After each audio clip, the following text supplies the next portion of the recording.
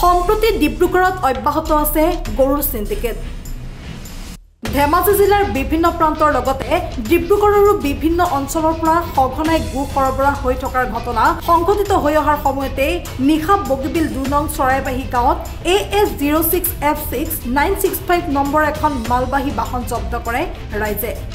আনহাতে স্থানীয় ৰাইজে ঘৰৰ বাহিৰলৈ ওলাই অহাৰ উমান পাই বাহনখনৰ চালকজন ঘটনাস্থলীৰ পৰা পলায়ন কৰে।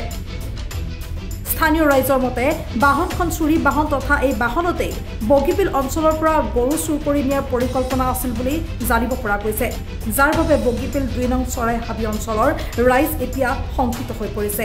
আজি যোৱা নিশা প্ৰায় ২ মান বজাত আমাৰ এইটো স্কুলৰ কাষৰ গলিটোত এখন গাড়ী সোমাই আহি বিশেষকৈ তেওঁলোকে কিমান সময় কি কাৰণৰ উদ্দেশ্যত আহিছে গম পোৱা নাই, আৰু তেওঁলোকে গাড়ীখন কিমান টাইম ৰাখিছে সেইটো বাৰু ধৰিব পৰা নাই।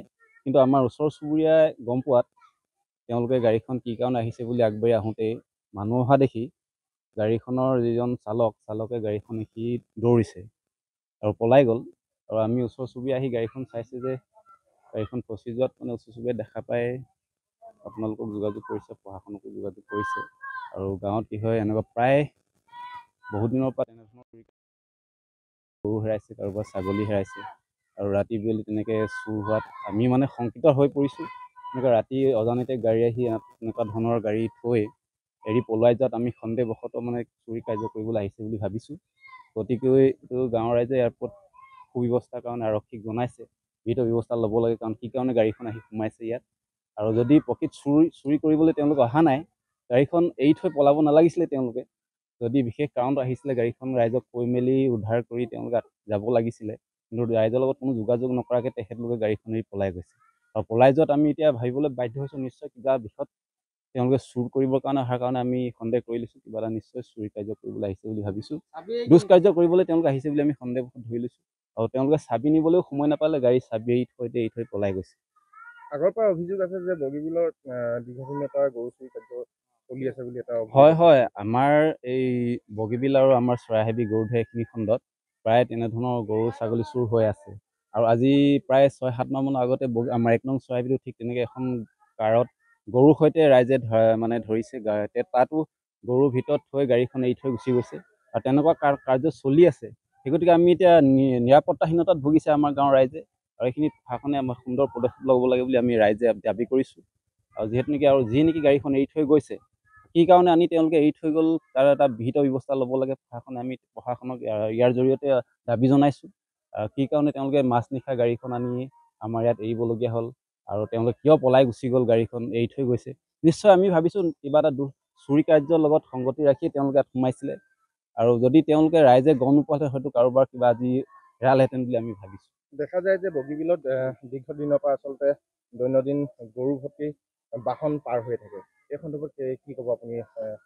এতিয়া চাওক, আমিতো সাধাৰণ ৰাইজে ৰাতি তেনেকুৱা ধৰণৰ কাৰ্য হৈ থাকে, চুৰি কাৰ্য হৈ থাকে, ৰাইজেতো ৰাতিত এইটো ব্যৱস্থা ল'ব নোৱাৰে। আমি ইয়াৰ যোগেদি অনুৰোধ জনাইছোঁ, বগীবিল আৰক্ষী চকীকো হওক বা আমাৰ লেপেকোটাই হওক, বৰগুৱা আৰক্ষী চকী প্ৰশাসনক অনুৰোধ জনাওঁ যে এনেকুৱা ধৰণৰ পেট্ৰলিং থাকিব লাগে। আমি বগীবিলৰ পৰা আমাৰ এইটো মেডিলা তিনিলৈকে পেট্ৰলিং মাজে সময়ে হ'ব লাগে, কাৰণ প্ৰায় এইটো আমাৰ বগীবিল দলঙৰ সংযুক্ত ৰাস্তা পথ হয়। কাৰণ এনেকুৱা ধৰণৰ প্ৰায় হৈ থকাৰ কাৰণে আমি তেওঁলোকক অনুৰোধ জনাইছোঁ যে পেট্ৰলিংভাৱে তেওঁলোকে এটা ডিউটি কৰি আমাৰ ৰাইজক নিৰাপত্তা দিব লাগে বুলি আমি অনুৰোধ জনাইছোঁ। ২৪ ঘণ্টা বগীবিল দলঙত বগীবিল আৰক্ষী চকী বিষয়াসকল নিয়োগ হৈ থাকে। এইটো হয়, তেওঁলোকে দলঙৰ ক্ষেত্ৰত সেইটো ৰাস্তাত ২৪ ঘণ্টা নিয়োজিত হৈ থাকে, কিন্তু আমাৰ এই বগীবিলৰ পৰা এইটো মধুপুৰ গৰুধীয়া ভিতৰৰ ৰাস্তাখিনিত প্ৰায় তেওঁলোকে আউট ছাইড হয়। এইটো ৰাস্তাত যিকোনো কাৰ্য কৰি ওলাই যাব কাৰণে সুবিধা পায় বুলি আমি ভাবিছোঁ। গতিকে এই পথছোৱা বগীবিলৰ পৰা মধুপুৰ খণ্ড মেডিলা তিনিআলিলৈকে বা লেজাই দেৱানবাৰী এই খণ্ডতো তেওঁলোকে যদি পেট্ৰলিং ৰাখে, এনেধৰণৰ চুৰি কাৰ্যৰ পৰা অলপ ৰাইজে সকাহ পাব বুলি আমি ভাবি লৈছোঁ। সংবাদদাতালৈ সম্ভাষণ জনাইছোঁ। বিশেষকৈ আমাৰ ইয়াত আজি বহুত দিনৰ পৰা প্ৰায় চুৰি কাৰ্য চলি আছে। আজি নিশা আমাৰ ইয়াতে এই মোৰ ভাইটি এটা ঘৰৰ সন্মুখতে দিয়া এখন ৰাতি ২টামান সময়ত আহিছিলে। আহি পেলাই দিয়া এখন তাৰ পদূলিতে ঘূৰাই পেলাই সুবিধা নাপালে অলপ ব্ৰেক কৰি আহিছিলে। ব্ৰেক কৰি আহোঁতেই আমাৰ এই যিটো জল জীৱন আঁচনি পানী পাইপৰ লাইনত ৰাইট ছাইডটো ২টা চকা সোমাই পৰিলে। সোমাই পৰাত গাড়ীখন যেতিয়া ফচি গ'ল বেকা হয়, আৰু ভং ভাং আৱাজ দি থাকোঁতে তেতিয়াতো মধ্যম নিশা মানুহৰ পৰা টোপনিত লালকাল হৈ থাকে। এনেকুৱাতে ভাইটিয়ে সাৰ পাই কিনে কি আৱাজ দি বুলি খৰখেদাকে দৌৰি চুৰ নেকি আমুক দৌৰা কৰি আহোঁতে গাড়ী এই চাবিৰ সৈতে এইটো চাবিৰ সৈতে গাড়ী এৰি কিনে চোৰকেইজন উধাও হ'ল। এতিয়া চোৰৰে গাড়ী নে কিবা কোনোবা মানুহৰ লিংকে আছে নে আমি এইটো ভালকৈ বুজিব পৰা নাই। কিন্তু যিটো ৰাস্তাত গাড়ীখন সোমাইছে হয়তো আমাৰ ইয়াত কোনোবা দুষ্কাৰ্য কৰা কিছুমান মানুহ লিপ্তও হৈ আছে নেকি, সেনেকুৱাটো আমাৰ সন্দেহ কৰিছে। আমি প্ৰশাসনৰ মানুহকো আমি জনাইছোঁ। বৰ্তমানলৈকে প্ৰশাসনৰ মানুহক আজি এতিয়া জনোৱা মই প্ৰায় 2 ঘণ্টামান হ'ল।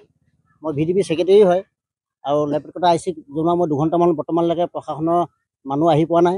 গৈ আছোঁ বুলি কৈছে, আহি পোৱা নাই। এতিয়া ভৱিষ্যত যাতে আমাৰ ইয়াত অকণমান নিৰাপদো হ'ব লাগে আৰু প্ৰকৃত তথ্যটো গাড়ীখন ক'লৈ আহিছিলে কি কথা সেইটো আমি ৰাইজৰ আগত অৱগত কৰিলে প্ৰশাসনে তদন্ত কৰি অৱগত কৰিলে আমি নিশ্চয় অৱশ্যে আমি আৰক্ষীয়ে হেমাহি কৰিছে বুলি ক'ব নোৱাৰোঁ। কাৰণ কেলৈ তেওঁবিলাকৰ বিভিন্ন ডিউটি থাকে আৰু মই IC ছাৰক ফোন কৰোঁতে তেখেতে কৈছে আমি ৰাতি 8 ভৰ বোলে ফাংচনৰ টোপনি ক্ষতি, এতিয়া বৰ্তমান শুইছোঁহে সেইকেইটা, কিন্তু অলপমান দেৰি পিছত আমাৰ প্ৰশাসনৰ মানুহ পঠাই আছোঁ। আপুনি চাবিটো লৈ লওক আৰু গাড়ীখন যাতে ৰাইজে যাতে অনিষ্ট নকৰে সেইটো অকণমান নিৰাপদ দি থাকক। এনেকৈ বুলি কোৱাৰ কাৰণে মই এতিয়া 2 ঘণ্টামান গোটেই গাঁৱৰ ৰাইজেও আহি পালেহি।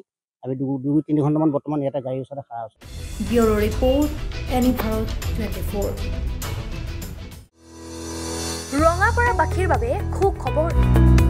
আপুনিও যদি দুচকীয়া বাহন ল'ব বিচাৰিছে তেন্তে এতিয়াৰে পৰা আৰু চিন্তাৰ কোনো প্ৰয়োজন নাই।